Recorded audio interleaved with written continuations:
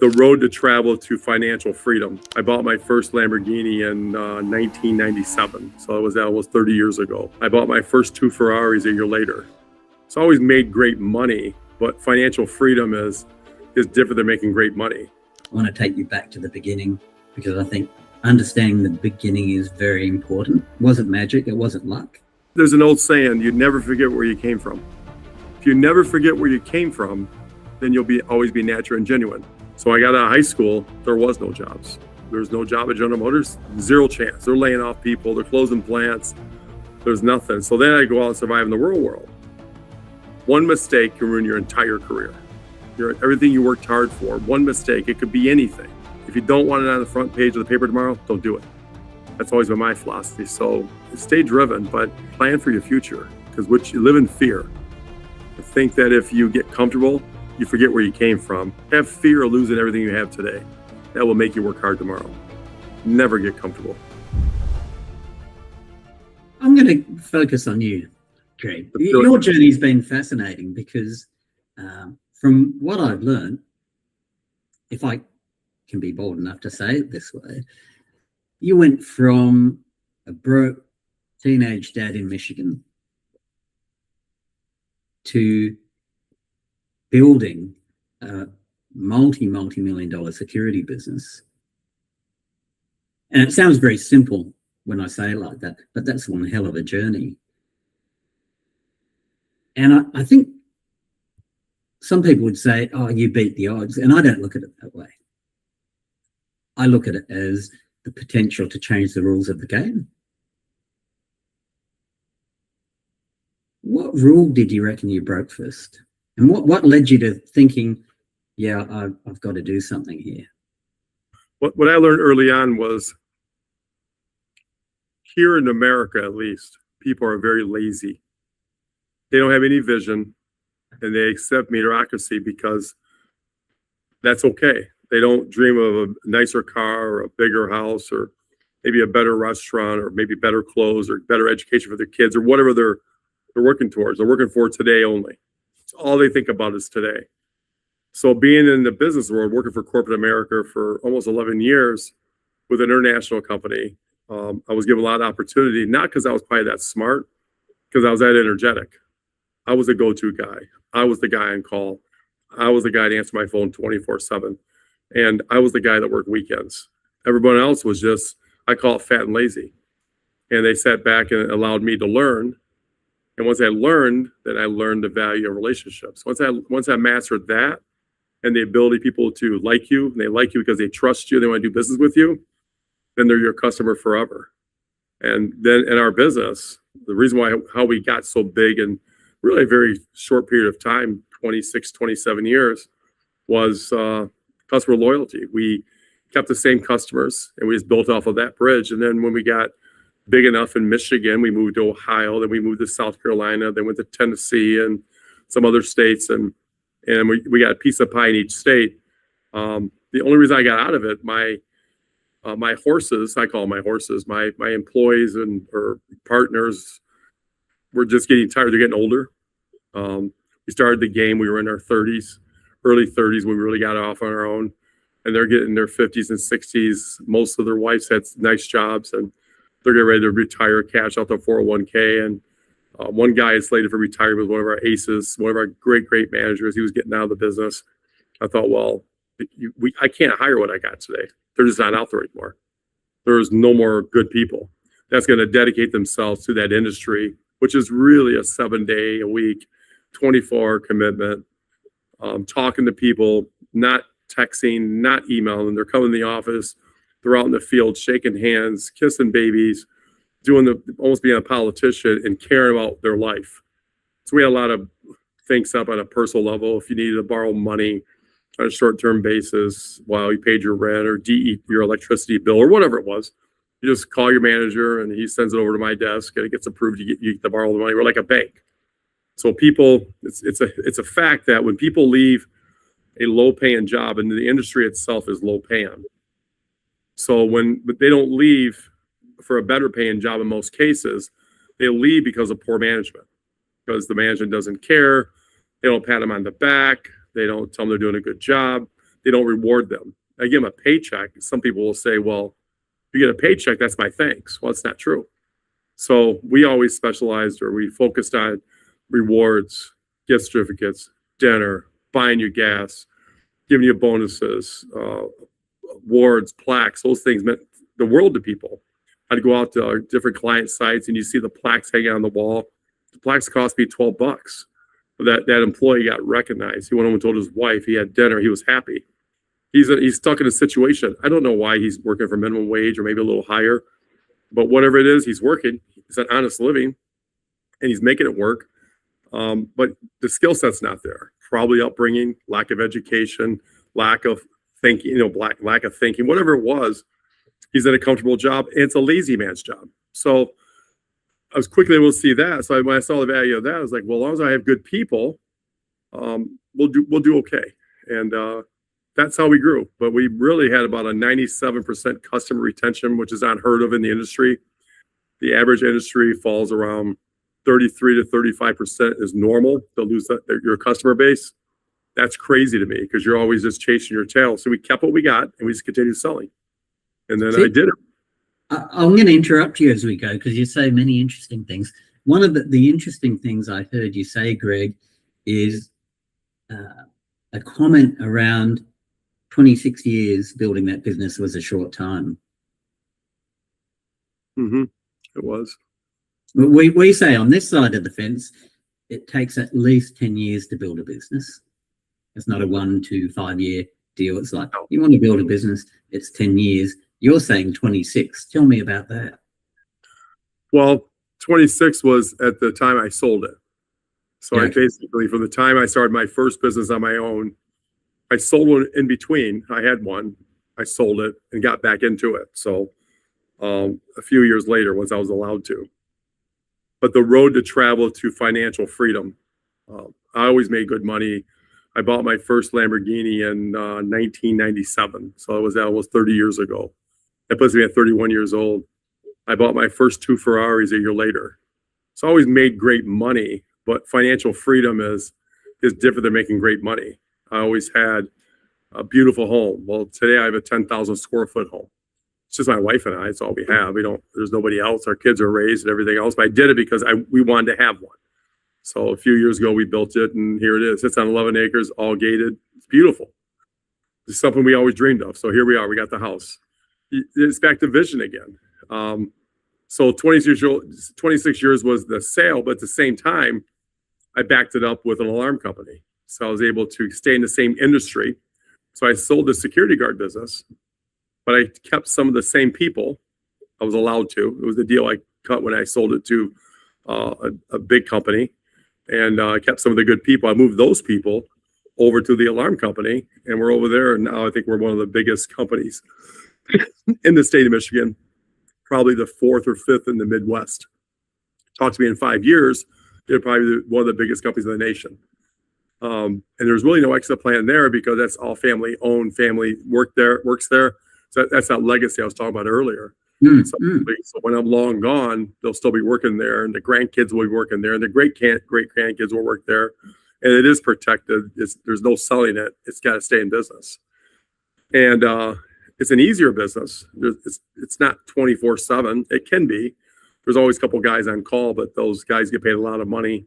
We're not dealing with minimum wage no more. We're dealing with people making $60, $70 an hour, those type of wages. So it's different, and they're all skilled. So, and those people are more responsible. And then you got to keep those same traits, being extra nice to them, rewarding good work. The same thing I talked about earlier. If you don't, they'll take their skills somewhere else, and probably in that case make more money. But 26 years was the path to financial freedom, where you could literally do anything you wanted to do. And unless people feel that, they won't understand. It's like a steak. If you didn't ever have a steak before, you wouldn't know what it tasted like. It's the same thing with financial freedom. But most people will get to a point and stop. They'll say, "Oh, I got $500,000 in my 401k. I'm gonna get a pension when I'm 62. I'm gonna get Social Security at 65. I've got $9,000 left to live off of." Okay. If that's what makes you happy, fine. That doesn't make me happy. And at the same time, when you carry on your shoulders people that rely upon you for their career earnings. You are their house, you are their car, you are their vacation. That's a big burden to carry. And So you take that seriously. You take it quite seriously, don't you? oh, you have to. You can't be selfish. Oh, I could sell another company tomorrow for a lot of money. I won't. I never will, because where are those guys going to go? Those guys, they've been here for years. We opened that company up 14 years ago. So it was just a write-off off the guard company. It was just supposed to be a full-service security business. So we could offer physical security guards, armed, unarmed, and electronics. And we didn't take it that serious. But it was like, you know what? We're here. It costs a ton of money to get it started. And next thing you know, we used our same customers in the security guard business as alarm customers. Before you knew, we had their alarms. We had their card access. We had their video camera systems. And we've done camera jobs as large as $4.5 million, $5 million. Most jobs be around 100,000. That's pretty sizable jobs. Yeah. And we keep about 26 people employed in the field, which is sizable.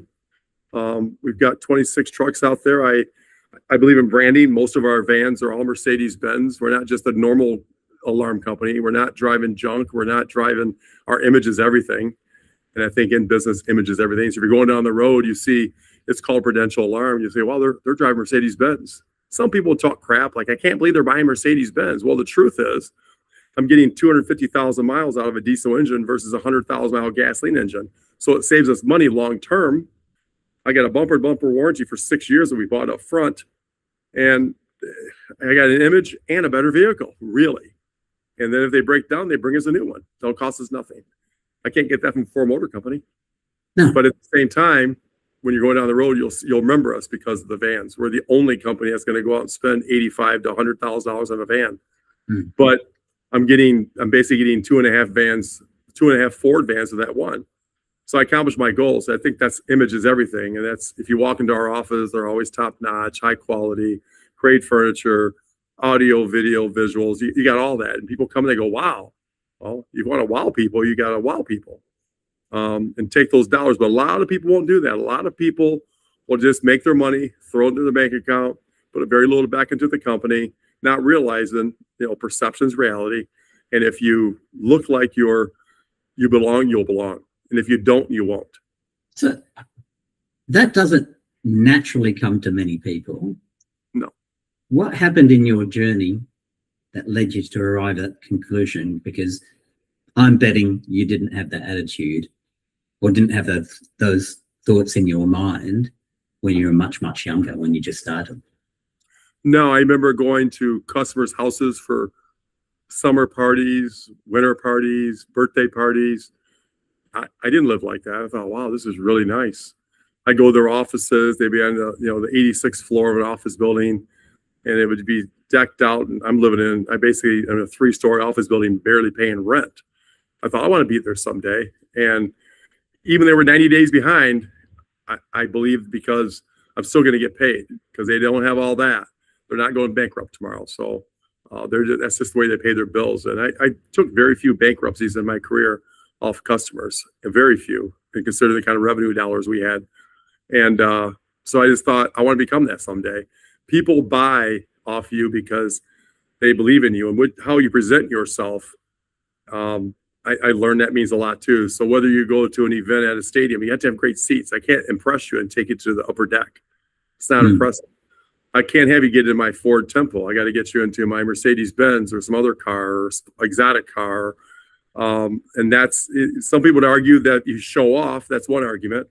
But people that you generally do business with will appreciate where you're at. And because we've been in the game for so long, where I came from, they'll respect it. Oh, there's haters. There's haters everywhere. People can talk all the crap they want about everybody, and most of it's just all talk, and they're just jealous. But you get rid of those people, then you're fine, and live your life. And then once you do that, we were growing up in this business. I was able to have like summer parties, 300, 400, 500 people at my house. Again, I live in 11 acres, so we could fit them. We had parking attendants. We'd have a circus. We'd have a carnival. We would have elephants. those type of things. And those people, they go out and have a good time. And I was the host. That's why I appreciate them coming. I appreciate their business. Employees were invited from the highest levels to the lowest levels. And I think that's how I choose to live. Again, I'm sure now everybody will agree with me, but I always say I'm not here on this earth a long time. I'm here for a good time. And that's kind of live my life. I live my life for me. Once you get into the business, once people get to know you, it's great. If you want to talk cars, I can talk cars all day. If you want to talk real estate, I can talk real estate all day. If you want to talk how to make money, we can talk that all day. Not too many people go back to that vision. Most people can't vision that. I always say they get to the top of the mountain. It's hell to get there. Most people think they made it. Well, it's actually harder to stay on top of the mountain than it was to get there. So you got to continuously work. That's why I'm still working. I'm fine. I can retire today if I wanted to. I choose not to. This is fun. And then I took the time to write the book and kind of educate people, tell some war stories. We all got them. Good, bad, and the ugly, and different businesses. And then more towards the end, I talk about how to do it, motivation. If you listen, you'll probably become something. And growing up, I always want to become something. I wanted to be a Major League Baseball player. I didn't get there. People were better than me. But I think in business, we owned our market. We chose our customers. We didn't have to go out and get junk customers or customers we got all A customers. We could have been 4 times the size if we wanted to just go out and just get business. We wanted quality business. So being in a position to pick your business is different than having to go get business. So it was 2 different volumes where a lot of guys that go chase the low-hanging fruit. I want the fruit at the highest tree. I want the impossible. I want that 80-story office building. I don't want the 3-story office building. And let me interrupt you for a second. There's so many things to unpack here, and I'm going to take you back in a minute, and I want to talk war stories. I want to take you back to the beginning, because I think understanding the beginning is very important as part of, not only as part of your story, but for people to understand that some of the comments you've made in the last few minutes apply to Greg Wier and his businesses he's built over a lifetime today. But it wasn't magic. It wasn't luck. So that's why I want to go back. And I'd want to add a couple of comments to say, we were talking about pitching to your audience. And in Australia, our culture is different. So some of the things that you would do in America, we wouldn't necessarily do here. That's okay. That's pitching to your audience. But it comes across to me that the Greg Wier who presents himself today is still genuine. His situation is different to what it was 35 years ago. But it's genuinely Greg.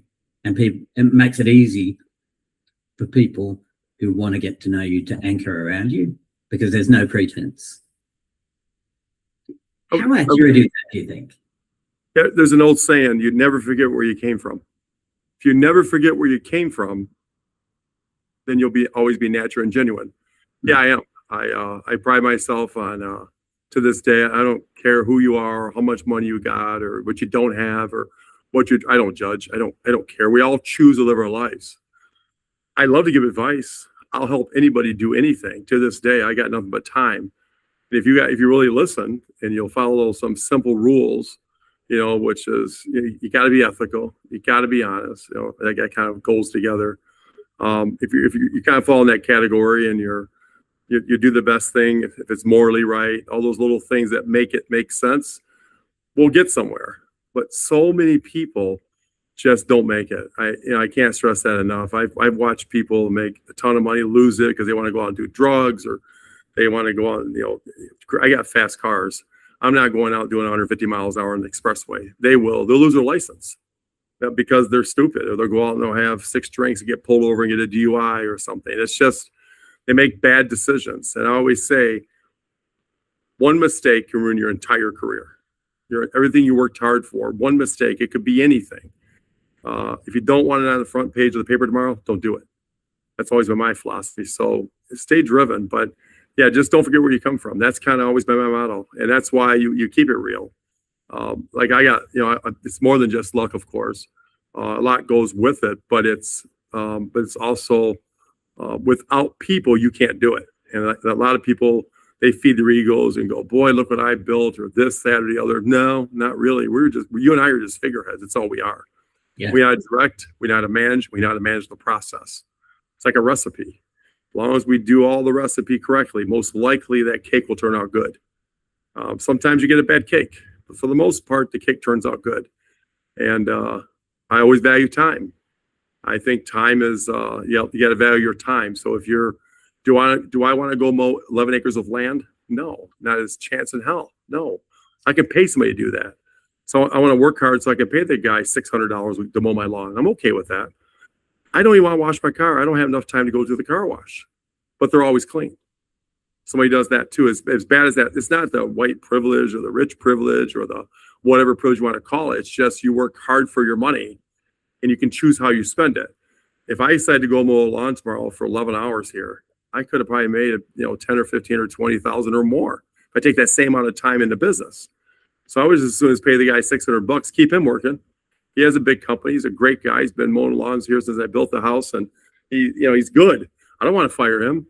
And same with house cleaning. I'm too old to clean the house. I don't want to clean the house. My wife don't want to clean the house. We'll hire a company. They do it. Some people frown on that. Well, again, take your time. If I'm taking my time and blowing it or wherever I'm at, that's different. But I'm taking the time to teach people. I like to teach, like to let people learn.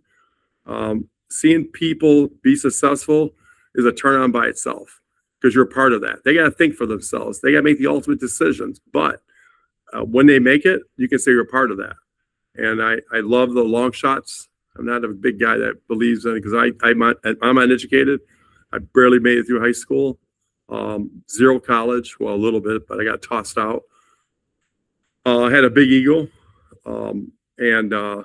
So there's some odds I had to overcome myself. So I had to be, keep it real. So if you never forget where you came from, you'll be fine. And can I go back then? I'll take that cue. Thanks very much, Greg. And take you back to when you're a kid. Because you could have chosen to say, oh, I'll just go and work a normal job because I need money. Mm-hmm.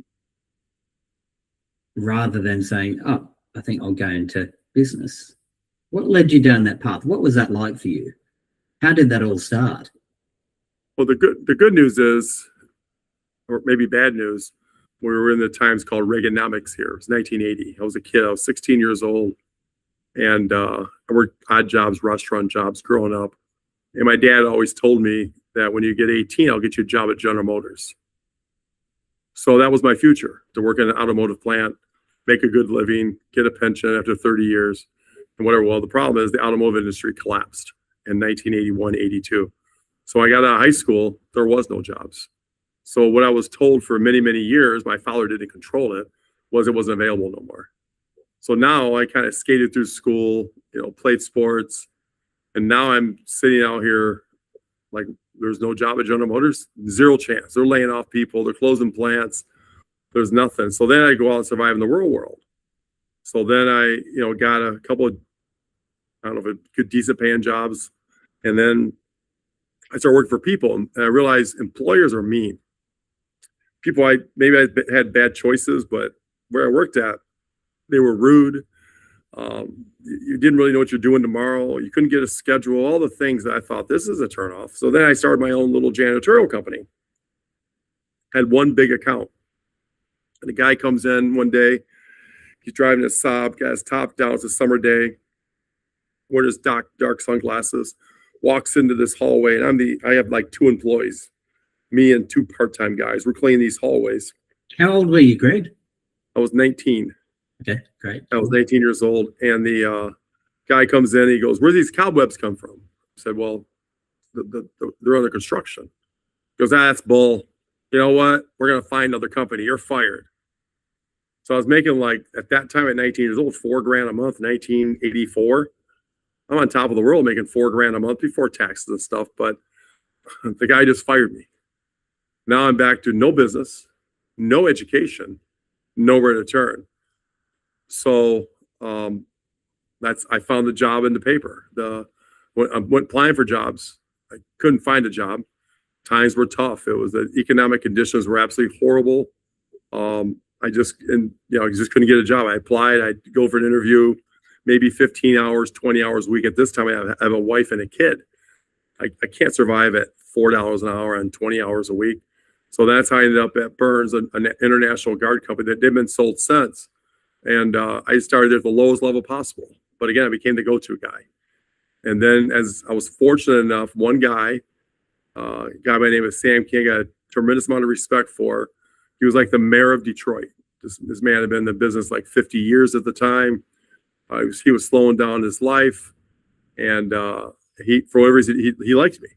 So everything he knew, he taught me. Everything, how to treat people. He taught me how to go to nice restaurants, taught me how to wear a suit, taught me how to tie a tie. All things I had no clue what to do. No clue. And so he was like my best friend and mentor for a long, long time. And then about 10 years into the company, he's now getting older. He's probably in his 60s.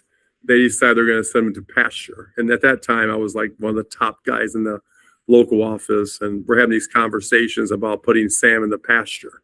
We're going to send him to an account. This is a man that ran, bought baseball parks for him, what they called the Pontiac Silverdome, big prestigious, 5-star accounts, big accounts. He was the voice of Burns for 50 years at the time, and he was going to go to the pasture. And I thought, you can't treat people like that. That's not right. That guy he made you a lot of money. But I was too low on a totem pole to speak up. And Sam went to the pasture. Well, he went to the pasture. I decided to go seek other employment opportunities. So I did. And when I did, there's no good stories there. I went back to corporate America. It was horrible, horrible. Promises were made, promises weren't kept. One guy told me I'm going to be golden parachute plan and own 5% of the company. We doubled the size of it in a year. I go talk to him. He's like, oh yeah, that's, growing's expensive. That deal's off the table. So that's when I left. And then I said, well, you lied to me. So I'm going to go take all your business. That's how I got started. So I went and literally took all his business. And he sued me and he won. But it was worth it. I learned a lot. And I did it, believe it or not, customers gave me the money. I had some customers that gave me, paid me every week. So payroll back then was every 2 weeks. So I was paid by the customer before I had to pay the people.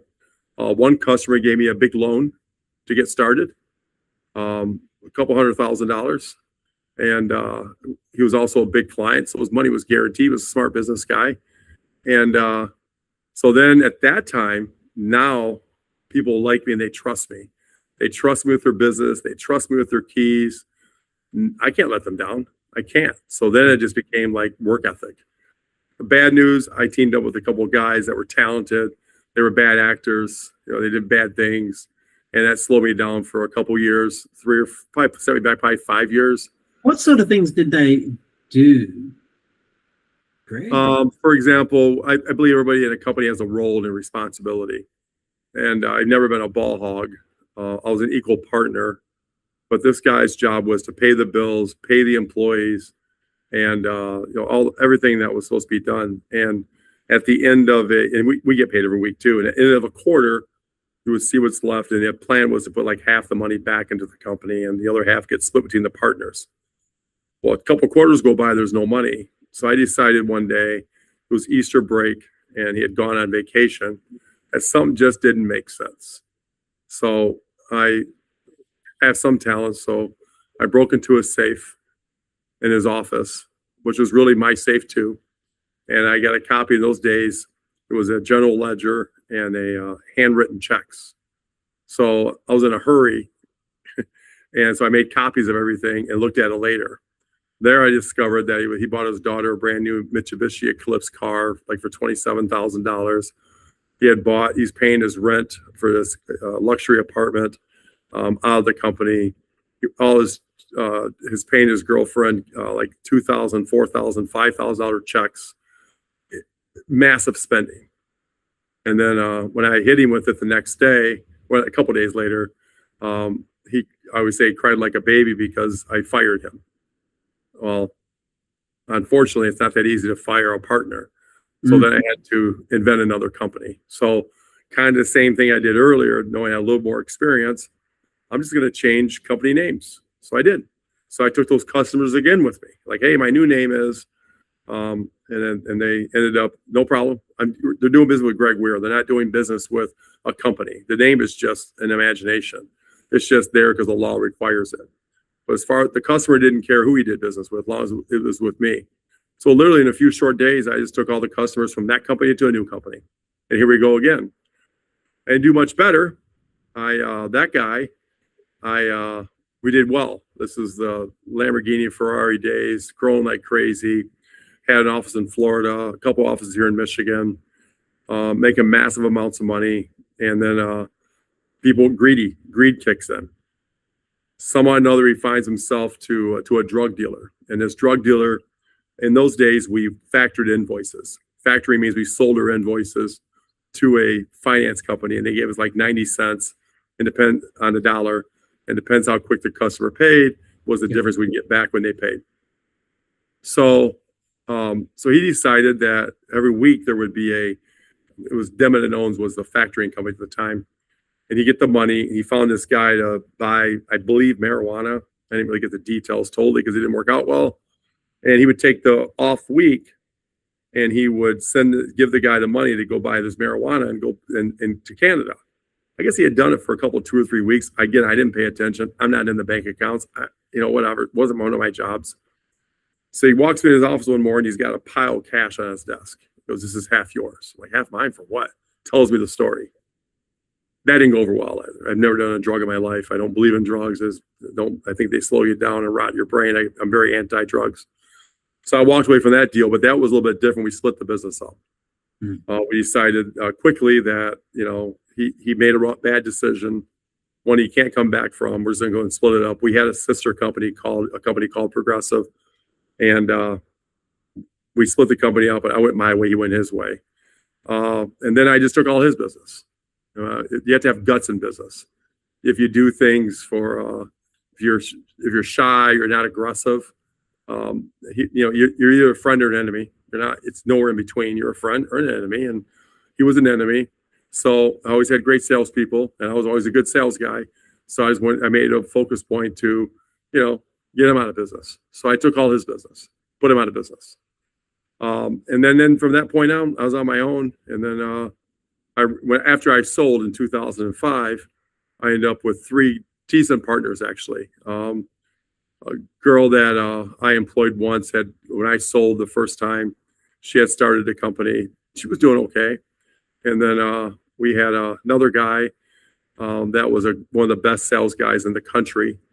And he was getting older. He was probably in his 50s then. And he wanted some piece of the action. And then there was a third guy that stayed with me to the end that I hired when he was 19.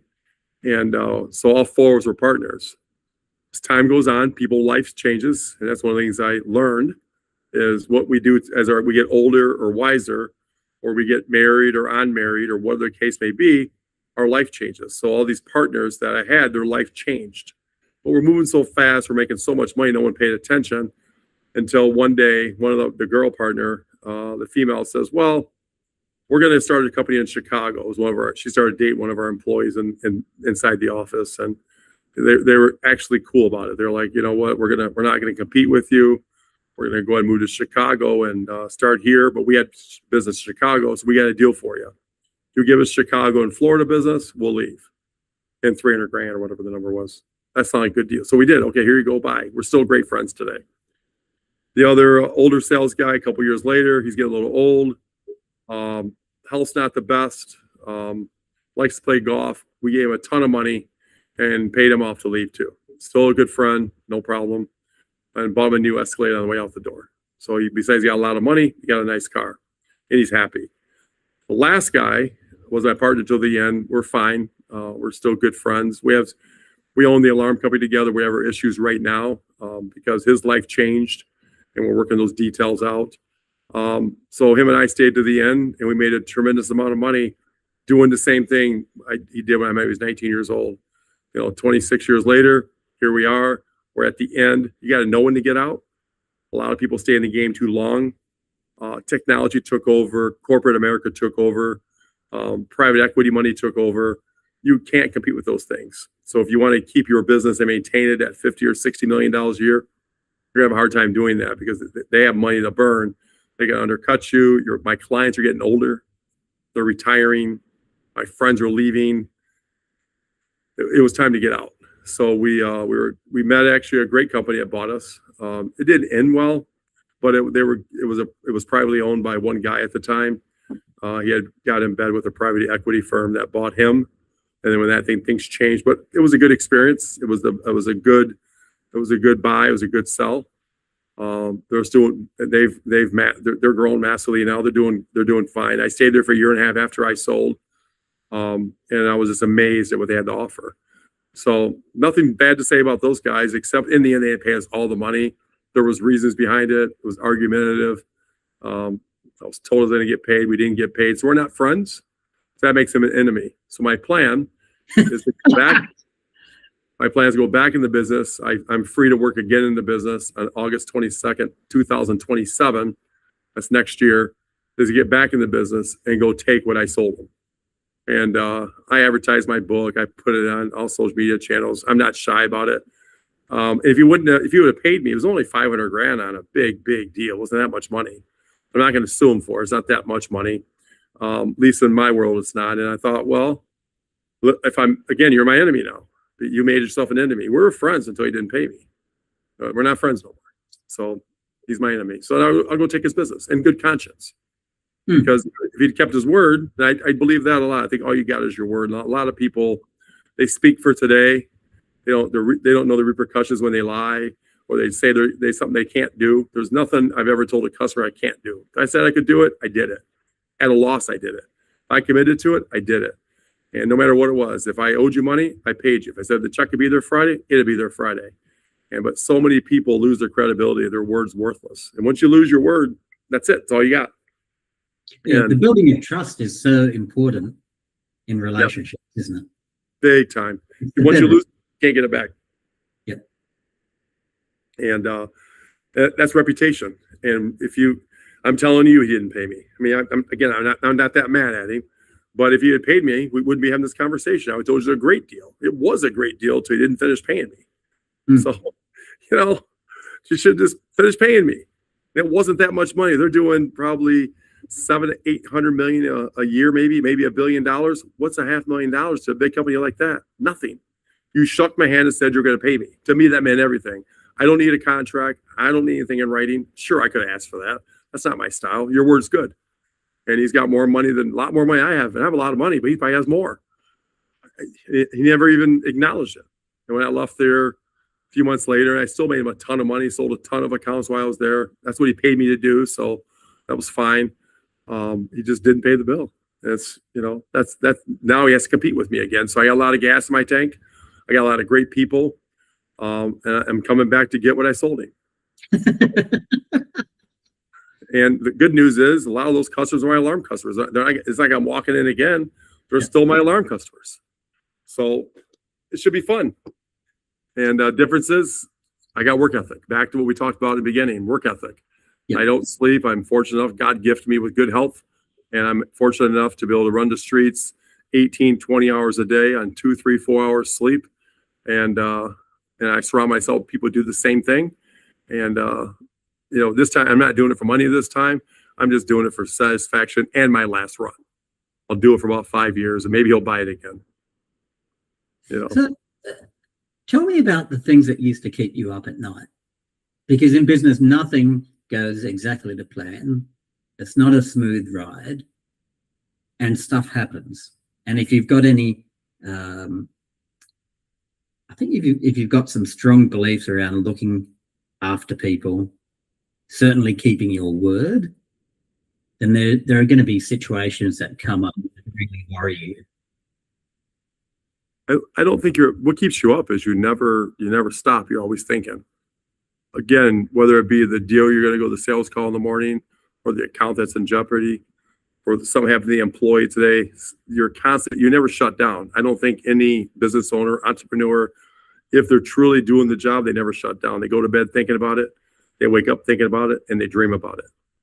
And those things keep you up at night. And those are the things, because it's never an easy ride. Sure, there's stories when we barely made payroll. Good news, we never bounced a check in business ever.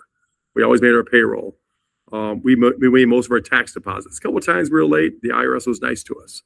But those are you think about those things. You've got to worry about, you got to make decisions. If you got a customer out there owing you $300,000 or $400,000 or $30,000, do I cut him off or do I keep him? Those are tough calls. Because if you cut him off, he's going to get the competitor. He's going to give it to them. You're never going to get back in. Those are tough decisions. So you just never shut down. And that's what keeps you up. I don't think it's not anything else except that. And I always tell people, you eat it, you breathe it, and you sleep it. That's what you do. So I'm going to hit you up for a couple of juicy stories, because I know there's a stat you could tell. Before we do, because I've only got a short number of minutes before we have to exit the podcast. What do you reckon the top 3 things would be from all of your years of learning that you would say to people in business today? What would be your recommendation? Do these 3 things. My first thing is always do what you say you're going to do. That's important. The second thing, treat everyone with respect. Even if you're firing the guy, be classy about it. Don't be a dick about it. Some people just mistreat people. It's a power thing. It's like, just treat people good, and they'll treat you back good. And probably the third thing is plan for your future, because you live in fear. I think that if you get comfortable, you forget where you came from. But if you live in fear, have fear of losing everything you have today. That will make you work hard tomorrow. Never get comfortable. And that's how I operate. It's not so much to get a new car or a new house or whatever it may be. It's maintain what you have. I was telling somebody today, my wife and I, we own a house on a beach in South Carolina, and we own the house we're in right now. Just to maintain the house is just some property taxes and insurance. It's probably roughly $100,000 a year. So I need $100,000. They're paid off. So I need $100,000 a year just to maintain the property tax and insurance. So so if I stop working today, in 10 years, this $1.2 million gone. So you can quickly see, if people are smart and they realize that 1.2 million, you can make enough money to pay those expenses, then your account continues the same it was, and it grows. Your additional you put into it. But if you take your money out, not only did you lose your 1.2 million, that's not working for you. And that gets into a whole nother world of investments. People say, well, I got $5 million in the bank. I'm doing good. Well, yeah, but you can clearly see in about 5 years, you'll be broke.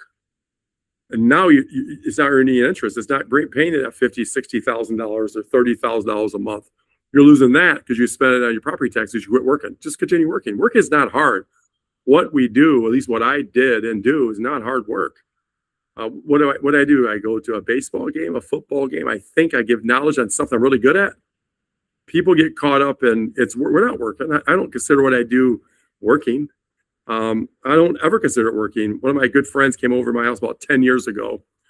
He got in trouble at the fire department he worked at, and he needed a job to pay his bills.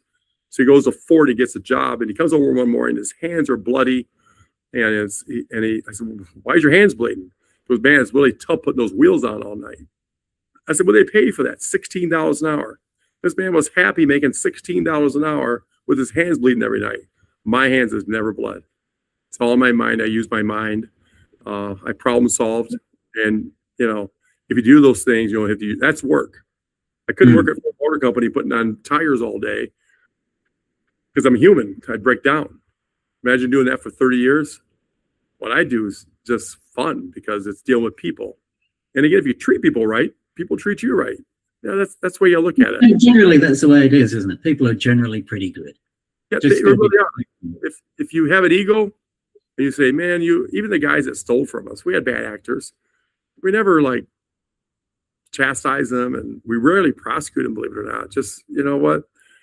You're losing your job. You made a lot of money. You got to go. And there's no sense in beating the guy out. If you do, now you got an enemy on the streets. He's going to slow you down. You're going to get distracted or get in a fight or something stupid. And that's what that's egos. A lot of business people have egos, and I just never had one.